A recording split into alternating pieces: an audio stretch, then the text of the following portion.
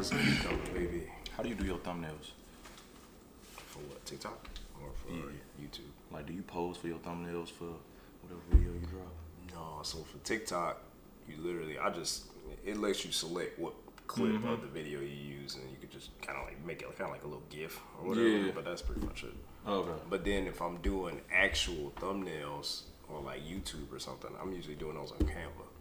So, Oh yeah. yeah. And then I'll take a screenshot. I followed some YouTube video where you take a screenshot, cut the background out, and then you insert yourself into the thumbnail and put whatever words you want around it and all that stuff. Oh, okay. That just made me think we can do that on the iPhones now. Sure You can. can grab yourself. That's how I did it. Oh, for real? Yeah. So I took myself out the background sweet. and then just inserted it right on camera. Damn. All right. You ready? Let's do it. All right, so look, I got my first guest Big time. on Game to Live By. This is a childhood friend known for what? We're gonna say 20-something years. It's a long time. Maybe Long even time. 30. Maybe. And we just ran back into each other, got to chopping it up, and I'm like, this would be a great person to bring on to discuss what you got going on. So, all the viewers, anybody tuned in, let's welcome DeMarlo to the channel.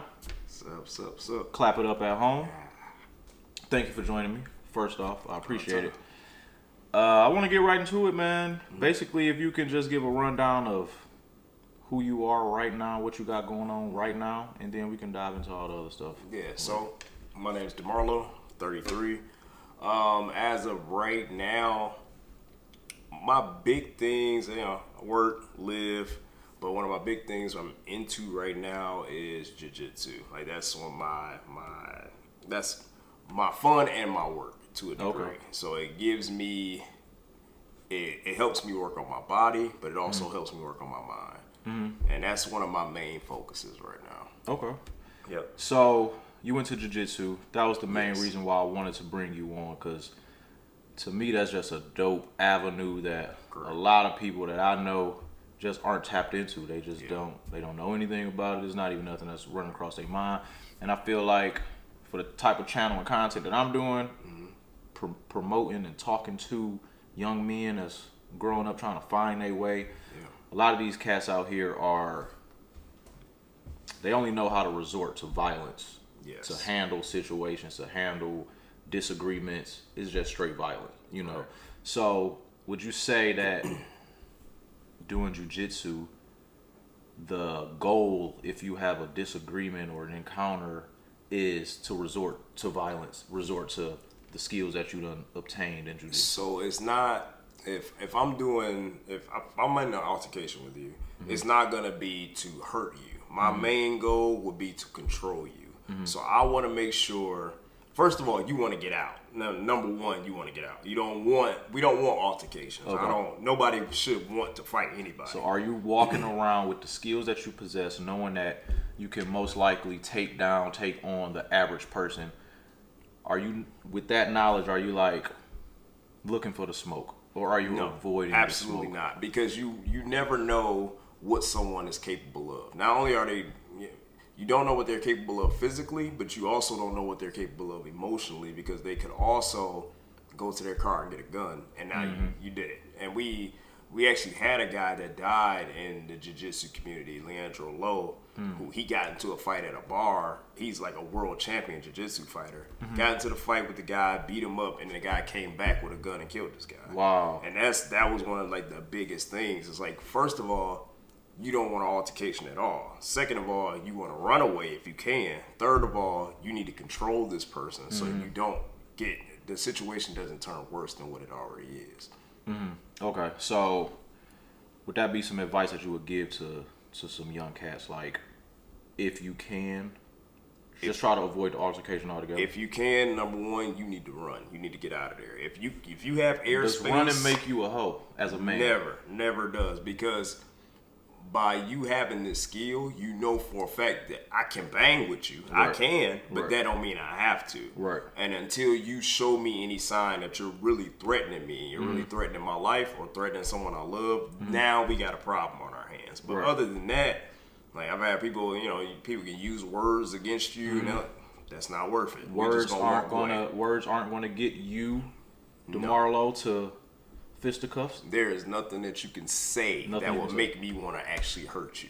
Right. The only thing that I need to see is a twitch. I need to see something that shows me that you're about to attack me. And if Right. I feel that, okay, all systems go, we ready. Right. Like, first of all, one of my things I will also tell people is, you see a lot of people, they want to square up. Mm-hmm. Don't even allow that. I don't even let you get that close. Like, Right. don't get that close to me. One of the Right. things they teach us in our jiu-jitsu class is how to back up and keep your hand in front of you. Mm-hmm. Like, I'm gonna back up. I'm keeping my feet kind of staggered. I'm backing up a little bit, and I'm trying to make sure that I'm keeping distance between you and I. Right. And I need to keep this distance because I need to be ready that if you try to swing on me, I'm ready. Right. If you try to tackle me, I'm ready. Right. And I'm ready for either of those things. Right. Okay. Do you think that? So how long have you been doing jiu-jitsu? So I've been in jiu-jitsu about a year now. Okay. Yeah. Have you said you've learned within a year isn't a super long time? Not long. You know, Super long. how much would you say you've acquired compared to the average person who may think they can fight? The average person who's had some street fights in their life, right? How much do you think you learned compared to that? I would say chances are I could probably beat that person in an actual fight. Only because there's certain things that I will know that you just won't know. Right. Like, just because you swung on somebody and knocked them out on first hit, that don't necessarily mean you're gonna win the fight. Because if you hit me and I don't go down, then what? Right. If I get my hands on you, then what? Right. And it's not surefire because we're grapplers. We're not strikers. We're not Right. sitting here trying to punch people and knock them out. Right. We're essentially trying to get our hands on you. And if I get my hands on you, you going to sleep. Like, it's just that simple. If I get my hands on you, going to sleep. Right. But once again, we try to keep away from that kind of thing. We don't want that kind of stuff. So it's sounding like, and your what would it be? The sensei of the We call him professor. The professor, Professor okay. Ronaldo. Yep. Your professor, do you think that his mentality is similar to yours? Like, is he kind of instilling that in the people that He's come through? instilling that in everyone that comes in that And gym. this guy, you would say, is like a beast when it comes Absolutely, because I personally have never seen him lose a fight. Hmm. I haven't seen it. It probably has happened, but Right. it's not something that anyone sees. And I've seen this dude fight dudes that's twice his size. Wow. I've seen me get pinned down and beat up by a guy that's 260 pounds, and I've seen him toy with that same exact Dang. guy. Wow. Like, he has that level of skill because once you have to learn the biology of it. You have to learn the science of what it is of actually the human body. Right. Like, I have to learn that I have to learn your weight distribution. Like, it's not just about straight up powering somebody through. Right. Some situations I can literally just flip you. Wow. Like, and barely use any type of energy at all. Like, I can grab your neck and then I'm flipping you over my head and I Wow. can run away and get out of there. Right. Or I can, flip you and turn the tables on you and try to choke you out. Wow. Like, there's so many different things that we can do. There's so many things that the human body is capable of that you won't even know until you actually start going through it. Okay. That's fire, actually. Yeah. It's a whole science to this. There's a whole science because there's so many possibilities. Like, the well of jiu-jitsu is limitless. Like, there's so many different things that you can do. Like, they call it chess with body parts. Oh, wow. So it's literally I can give you something and take something from you. If I know you're about to try to give me an arm bar, I can give you the arm. But I know you're gonna have to transition in order to take my arm. So now I know that you're gonna be light in a certain area. So now I can attack that area. Yeah. Like, okay, I'm snatching this out. Now I can move around, Yeah. and now I can get what I really want. That's So, actually fire. Yeah, so I'm essentially giving you a pawn. Yeah. And then now I'm about to Right, really okay. jump you, and I'm gonna take you. That's fire. Yeah. To those that's viewing, that's watching, You never know who you might encounter. You never know. You might come across a jiu-jitsu warrior. You never know. Such as DeMarlo. And now he got your leg behind your ear. So the point is, as men, I try to preach and promote to young men especially to be able to control yourself, you Absolutely. know, and don't feed so much into certain emotions that you may feel Yes. in an altercation, in an instance, you know. It's a lot of instances where a guy feels like another guy across the room is looking at him funny. And that's enough for that guy to go approach him and say, what are you looking at? Yes. So basically going to the smoke, you know? Yes. Like, do you think that is, if you feel a guy looking at you from across the room, is that enough for you to be like, let me go find out what this guy? No, so for me, which is even what I had before I even went to jiu-jitsu, there's threat levels. I have a threat level meter in my head. Okay, if I see this guy looking at me, I might be at about a 2. Like, okay, maybe I need to pay attention to this, but I don't need to address this situation. Maybe I need to be paying attention to where his hands are. Let me pay attention to whether or not he's getting into a fight stance. Let me pay attention to his waistband to see if he got something Yep. on him. Like, let me just pay attention to all these things. Let me pay attention to who might be with this person, Right. and who he might be making eye contact with, because there may be somebody standing right behind you that you don't know that's a part of his group. Exactly. So it's like it's that threat level, and there's an awareness about it. That don't mean you need to fight. He may not even be looking at you. May not be looking Some people might actually just be completely checked out, and they're just zoned out. I've seen that happen where these guys were, the guy got upset because the guy was looking at him funny, but I knew the kid, and I'm like, he not a bad guy. Like, he might just be zoning out. Like, Right. and I'm like, and them dudes got to tussling, and I'm like, Wow. you didn't. The other guy walked up on him, was like, you know, what you looking at? Exactly. And now all of a sudden, we got a problem just because you said what you looking at. Exactly. And now we done became a whole, you know, we bumping Exactly. heads for no reason, when neither one of y'all really wanted a problem. Right. But somehow y'all ended up in this problem because y'all just didn't, you know. Yeah, that's a super avoidable situation. Super avoidable. It's extremely petty when you think about it in our older years. I mean, there's been cases back when I was younger that those situations would happen, and it's like you're feeling a certain type of way because a person is looking at you. It could be an insecurity within yourself. Who knows what it is, why that triggers you, when it triggers you, but that's something that we do have to like instill in younger men, that Yes.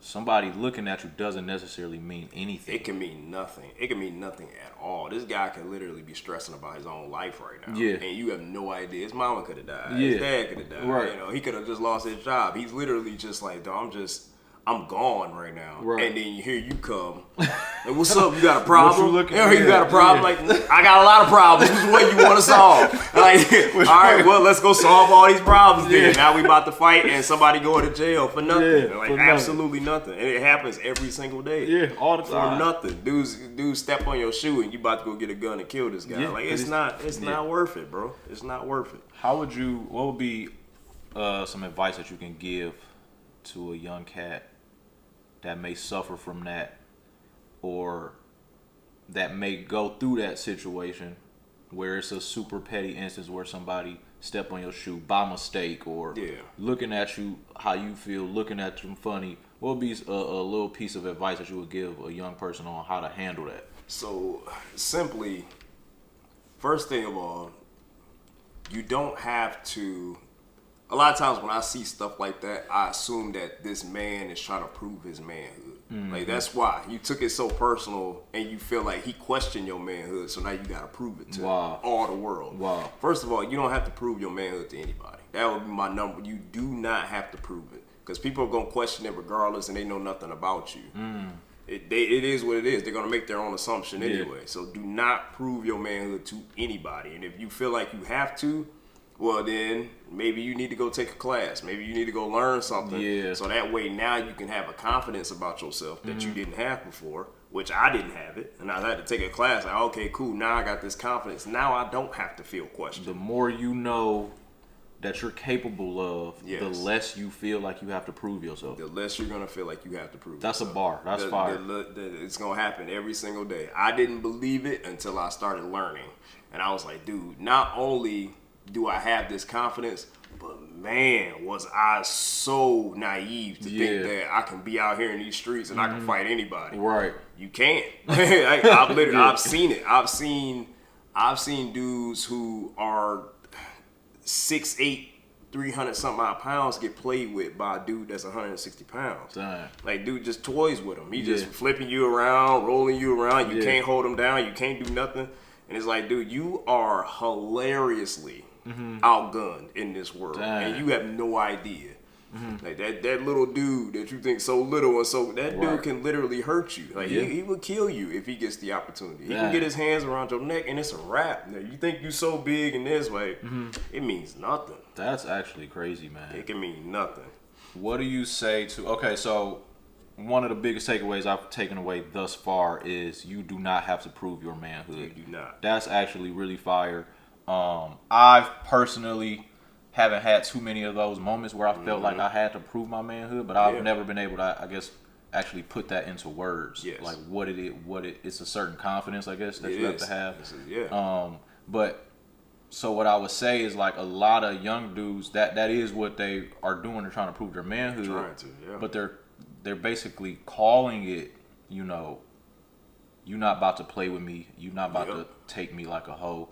You're not about to. If I let you get away with looking at me like this, now the next everybody person else don't don't think they can do it. Like so, they're so pressed on not being viewed as a hoe. Yes. Yeah. What would you give them? What game would you give them to where they aren't feeling like, damn, I let this dude just look at me and get away with it? You got to get that confidence in yourself first. If you can get that confidence in yourself, because even with like learning something like jiu-jitsu, it's equivalent to the guy that has a gun. Like he's a punk in the streets, right? But as soon as he puts that gun in his waistband, now all of a sudden you feel like he's something. Like it's like you learn this, but your gun, I have that in my mind, right? And I can do it with my body physically. Right. I don't even have to have a gun, right? And it's like that within itself is that's priceless. Yeah, you can't you literally it's a skill that you don't even forget. Like I can't forget this. Like I know. As soon as I touch you, I'm gonna get that it's gonna come back to me. Like, oh, okay, I need to do this. I need to do that. I need to flip you. I need to turn you this way. Okay, all right, cool. That's crazy. Yeah.